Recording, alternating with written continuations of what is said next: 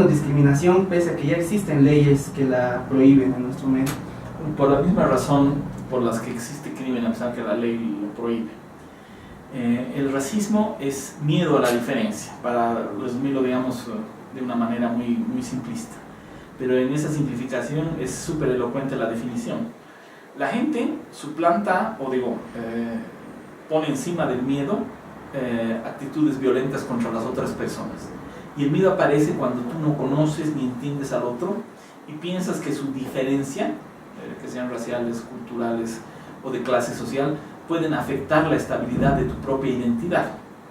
Entonces, Bolivia, resultado de una sociedad postcolonial, ha sido racista desde sus fundamentos, porque desde las leyes de Burgos hasta la Constitución bolivariana y el voto calificado, la sociedad ha diferenciado, es decir, el Estado, quiero decir, ha diferenciado a una clase social como inferior y a otra como superior. Aun cuando ahora, por ejemplo, las leyes proclaman la equidad y la igualdad, 400 años en los que el Estado legislaba la diferencia todavía pesan en las relaciones sociales. ¿A qué me refiero? Vienen las leyes de Burgos y dicen que los indígenas son seres inferiores porque no tienen Dios y que incluso pueden seguir siendo inferiores a pesar de recibir a Dios en sus vidas. El Estado legisla esa diferencia, esa inferioridad, y no les da derechos civiles, no les permite votar, no les permite tener capital, no les permite tener salud y educación. Eso durante 300 años. Viene la época de la libertad, y la libertad dice: somos todos iguales, pero las personas que no saben leer y escribir no pueden votar. ¿Quiénes no sabían leer y escribir y representar una renta? Aquellos que habían sido categorizados como inferiores durante 300 años. Y ocurren casi unos 100 años más en los que el Estado sigue legislando la diferencia. Entonces, cuando en 1952 aparece ya la igualdad plena de derechos para todos, con el voto universal, por ejemplo, y con el acceso al bienestar a través de la propiedad de la tierra, de la distribución de la tierra, en ese momento el Estado o la sociedad boliviana había vivido 300 años donde ha aprendido a que el indígena es inferior. Reemplazar esos 400 años por prácticas nuevas es muy difícil. Date cuenta que, siendo que desde el 1952 los indígenas pueden votar, recién han elegido un presidente indígena en 2005, en el siglo XXI. 55 años después. 55 años después, imagínate. Eso significa que todavía tenemos arraigadas en nuestras prácticas sociales, aunque no estén en las leyes, esos procesos de diferenciación. ¿Sigo ¿No? más? No, dale. ¿Tú crees que ha habido en los hechos que ha habido entre diciembre y enero de este año respecto a la inauguración del teleférico, la línea verde, actos de discriminación por parte de vecinos de la zona sur hacia los ciudadanos del Alto? Yo creo que sí, estoy segurísimo de eso. ¿Por qué? Porque, por ejemplo, las quejas principales de los vecinos eran, ya estoy yendo, espera un detalle. Las quejas principales de los vecinos eran que la gente del Alto ha venido y se ha llevado el papel higiénico y que se sentaban en el piso y comían sus comidas. Esos hechos no los hubieran notado si es que hubieran venido las magníficas y se hubieran llevado el papel higiénico y se hubieran sentado en el piso. Ver a las magníficas en el piso no genera una diferencia tan clara como ver indígenas aymaras en el piso comiendo sus comidas, ¿no es verdad? Notamos que una conducta no está acorde a nuestras preconcepciones cuando la otra persona es racialmente diferente. ¿Cuántos jóvenes se sientan en el bowling, en el piso, y nadie nota la diferencia? ¿O cuántas veces se han debido llevar los papeles higiénicos del megacenter y nadie ha notado la diferencia? No ha notado nadie la diferencia porque no tenía a una comunidad racialmente diferenciada a la que acusar.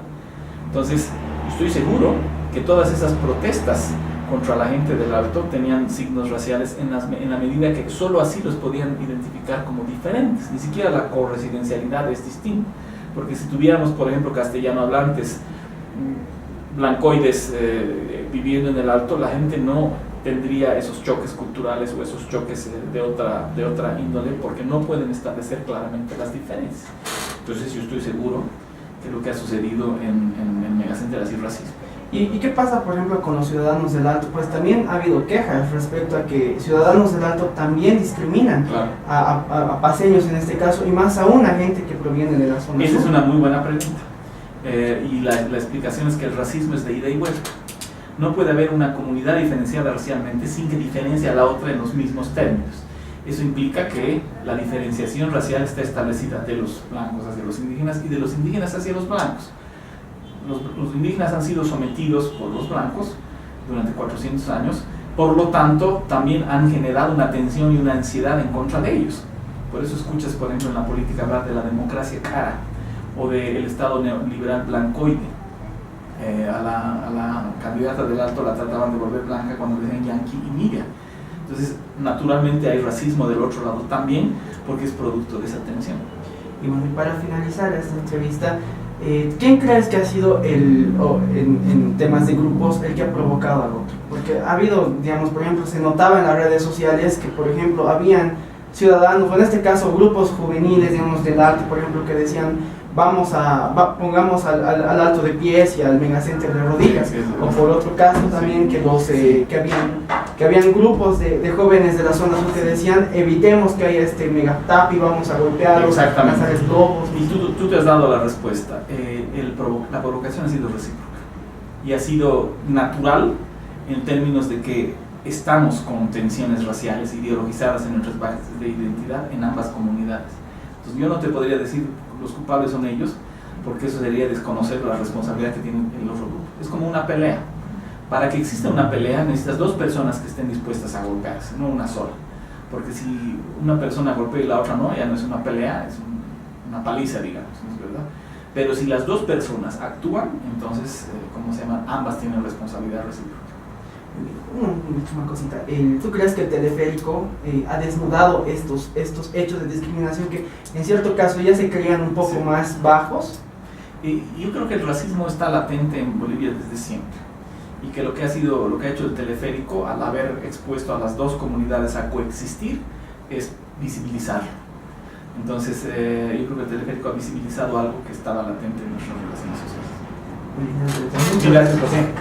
Qué pena que no pueda ser más largo, pero... Sí, no te preocupes, es suficiente tampoco. Levantando más todo y te Listo, gracias.